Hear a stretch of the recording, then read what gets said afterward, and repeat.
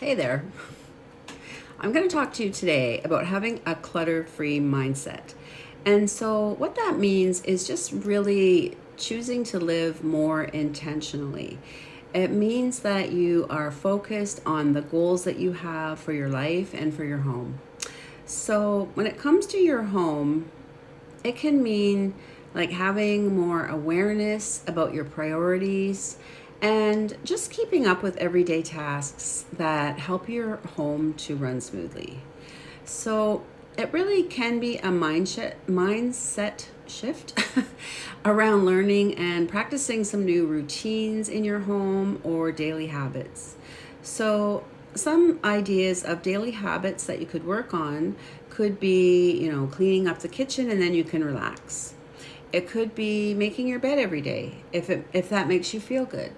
It could be writing down your goals or a daily to-do list, which can really help you to identify your top priorities, especially if you do this on a daily basis. It could be just putting things away at the end of the day. It could also be a habit of, working on having a good routine for your laundry, grocery shopping, cooking. It could be taking some time to do some journaling around your thoughts and beliefs that come up. And it helps you to give you some mental space. So there are some really helpful areas to become more aware of that I'm going to talk about. And the first one is, how much are you acquiring on a daily basis? How much clutter do you have around, and how does it make you feel? And how much does it impact on your life? And letting go, which of course is an important area to really get good at. So the first one is, how much are you acquiring on a regular basis?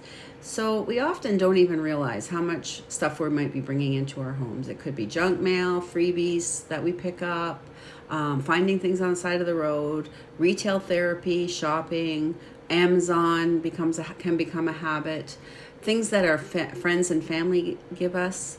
And so, what can be really helpful is just learning how to have more boundaries around what you are bringing into your home. I mean, is the stuff really adding some value to your life, and is it something that you genuinely need? So, it could mean, being able to say no to stuff coming in, and it can mean saying no to yourself as well. So, we know that stuff comes in and stuff goes out, so it is good to have like a really good flow in your home.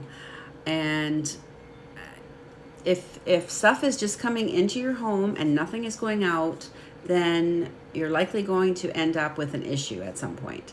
So really think of your home, or even specific areas of your home, as a container, and they really can only hold so much. And when there is too much stuff and it's falling off the shelf, or you're tripping over things, then maybe, it's a sign that you need to clean up those areas and maybe, get some things out. So the second area is, how much stuff do you have around you, and how comfortable are you with that? Clutter can give us some comfort, and it only becomes a problem when it starts to interfere with our lives, right? Like, it could interfere with our day-to-day activities. We might be feeling frustrated, losing our keys, or, just can't find things in general. Feeling overwhelmed is, a common feeling that I hear from a lot of people. And you can't cook in your kitchen, or there are safety concerns. Then you might be feeling like some things need to change. We all have actually a clutter threshold, which just means we have a comfort level that where when there's too much stuff around, all of a sudden we know that it's too much, and we can't even think clearly, or we can't do something. Like for myself, I don't like to have a lot of dishes in the kitchen when I'm going to cook. I like things to be, fairly clear. It doesn't have to be perfect, but I like things to be fairly clear when I'm going to cook dinner. It's just my thing. If there's so many dishes, I'm just like, I'm not cooking. So anyways, yeah, so we kind of know when it becomes too much. So the third one is about letting go, which is such an important area to get good at. And it really does get easier the more you do it. Just be willing to discard and donate items that no longer bring you joy or serve a purpose. You can even, another thing to think about is just to prioritize quality items over quantity. So, and then think about letting go of negative thoughts as well. And because stuff isn't just physical, it's emotional. Our stuff tells us stories, tells our stories, and about there's memories, and it can bring up all kinds of emotions like anxiety, fears, guilt, and even positive emotions like hope or clarity. So, if you have strong attachments to your stuff, work on your decluttering muscles because, as I said, it does get easier. So you could let go of things like expired food from the fridge, clothing that no longer fits, maybe some things that you've been keeping for a long time that really you know that you no longer need and you're willing to let them go, or even things that you know you're not going to use but maybe somebody else can use them. So I mean, I work a lot with people around letting go and figuring out how they can do that with with a good heart and a good mind. you know so it's good, really good to have an exit strategy too in your home. And what that means is, it could just be a bag or a box that is ready to go for donations.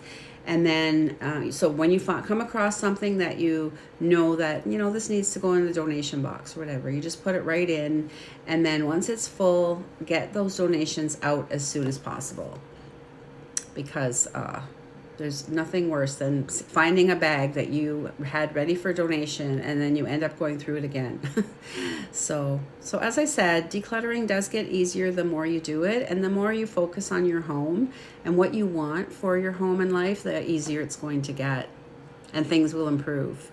So I do work with clients virtually, which means we work together to look at strengths and challenges, and you get to direct the areas where you want to work and want to focus, because I believe that you are the expert in your own life. And we come up with a plan. There's going to be homework.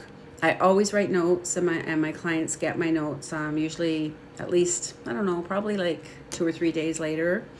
And my clients always tell me that they feel hopeful, they feel calmer, they feel excited moving forward, and they make amazing progress in their homes and in their lives. So if you would like some help, just drop me an email at kimtremblay@simpatico.ca, and it's Kim Tremblay, Tremblay. It's all small letters, and I'd love to hear from you. So happy decluttering, and bye for now.